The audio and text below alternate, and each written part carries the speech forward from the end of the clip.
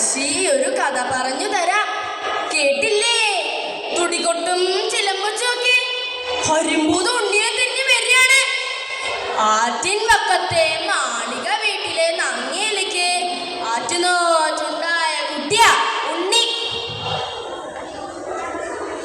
ഉണ്ണി ഉണ്ണി എവിടെയാ നീ? ഭക്ഷണം കഴിക്കാൻ മടിച്ച് ഒളിച്ചിരിക്കുകയാണോ? ഇവിടെ വാടാ ഉണ്ണിക്കുട്ട. ആ വീട്ടു അമ്മേ വീട്ടു. ഉണ്ണിക്ക് വേദനിക്കണോ? ഉണ്ണിയെ വേഗം ഭക്ഷണം കഴിക്കൂ, പള്ളിക്കൂടത്തിൽ പോകാൻ നേരായി. എനിക്ക് വിശക്കണില്ല അമ്മേ. കാണിക്കുണ്ണി. ഉണ്ണിയെ ഇതാ എഴുത്താണി പോലെ കയ്യിൽ വെച്ചോളൂ. ഗുരുനാഥൻ പറയണത് ശ്രദ്ധിച്ച് പഠിക്കണം. ഉണ്ണിയെ ശ്രദ്ധിച്ചു പോണേ, വഴിയിൽ എവിടെയും കളിച്ചു നിൽക്കരുത്. പള്ളിക്കൂടം വിട്ടാൽ വേഗം വരണം. എന്റെ മച്ചകത്തമ്മേ, എന്റെ ഉണ്ണീനെ കാത്തോളണേ. പടയഞ്ച കുന്നിലെ അങ്ങേ ചെരുവിലെ പാറക്കെട്ടിനടിയിലാണ് ഉടമ്പാക്കണത്.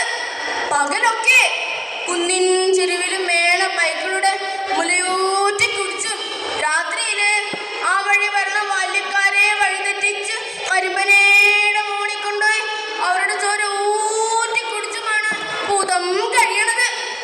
പാടം കടന്ന് കുന്നിൻ ചെരുവിലൂടെ വരണ ഉണ്ണീനെ ദൂരെ നിന്നേ ഭൂതം കണ്ടു.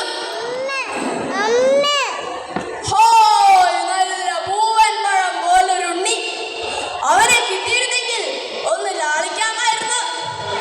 ഉണ്ണി പേടിക്കാതിരിക്കാനായി സുന്ദരിയായ പെണ്ണായി ആ പൂമരത്തോട്ടിൽ പോയി നിൽക്കാം.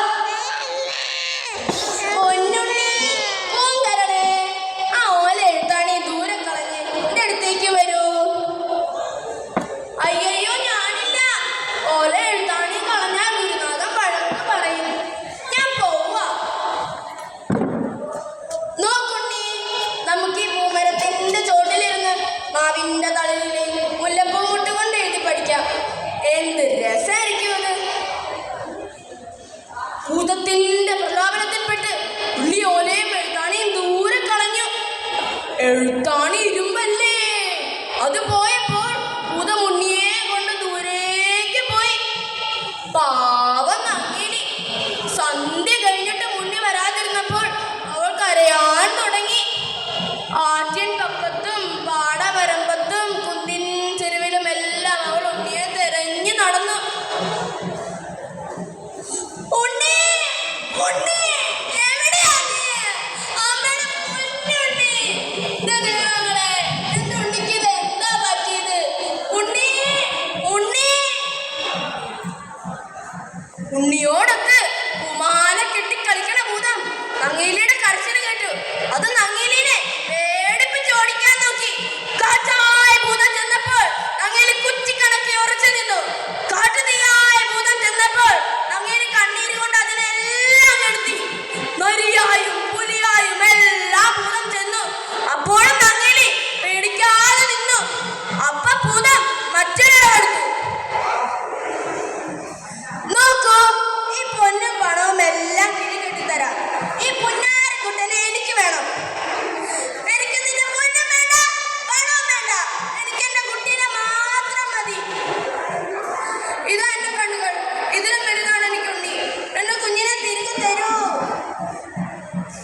ഭൂതത്തിന്റെ തഞ്ചം കേൾക്കണോ? നങ്ങേലിക്ക് കണ്ണില്ലാതായില്ലേ? അപ്പ ഭൂതം ഒരു തെച്ചിക്കം പൊടിച്ചെടുത്ത് മന്ത്രം ചൊല്ലി മറ്റൊരു ഉണ്ണീനെ ഉണ്ടാക്കി കൊടുത്തു. ഉണ്ണി, ഇതെന്റെ ഉണ്ണിയല്ല. പെറ്റ വയറിനെ വഞ്ചിച്ച പൊട്ടൻ ഭൂതമേ, നിന്നെ ഞാൻ. അയ്യോ അമ്മേ, എന്നെ ശപിക്കരുതേ. ഞാൻ നിങ്ങളുടെ കുഞ്ഞിനെ തിരികെ തരാം. നിങ്ങളുടെ കാഴ്ചശക്തി തിരികെ തരാം. എന്നെ ശപിച്ച് ഇല്ലാതാക്കരുതേ. ഇതാ നിങ്ങളുടെ കുഞ്ഞ്.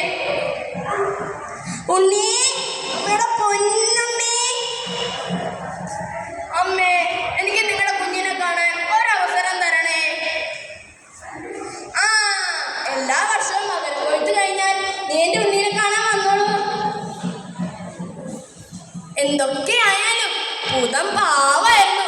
അതുണ്ണീനെ ഒന്നും ചെയ്തില്ലല്ലോ. നങ്ങേലി പറഞ്ഞ പോലെ പുത ഉണ്ണീനെ കാണാൻ വരുന്ന ഒച്ചയാ ആ കേക്കണത്.